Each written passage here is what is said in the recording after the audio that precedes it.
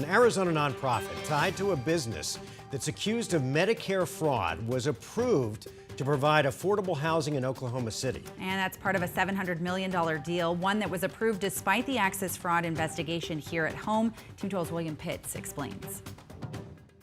3 apartment towers, commercial space, a hotel, even a lagoon, and an affordable housing program with job training through a nonprofit called Aspiring a New Generation. We have the nonprofit that provides housing for those that are either unsheltered or chronically homeless. That's Joanne Karras, who says she's a board member for the organization and also a financial advisor for the developer.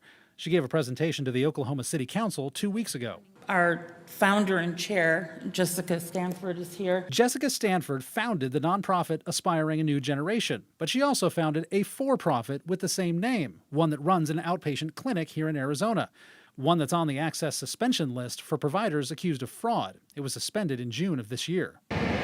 The address listed on corporate records for Aspiring a New Generation is this building, but the sign on the door says it's a marketing company. A piece of paper taped to the door says it's Aspiring a New Generation 2 days a week.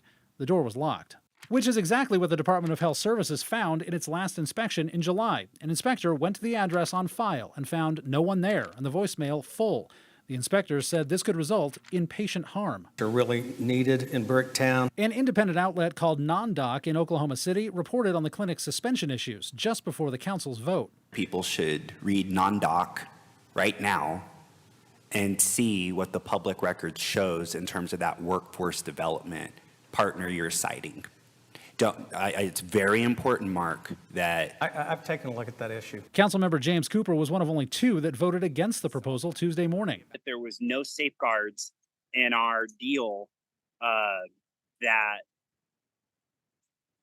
ensured the housing was going to take place in the ways they were saying it would. There were no safeguards in the deal that prioritized that workforce housing. 12 News spoke to Joanne Karras off camera. She said the nonprofit has no connection to the clinic, but denied there was fraud on either side.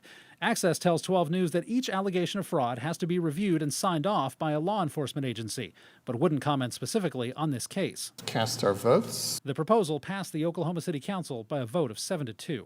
William Pitts, 12 News.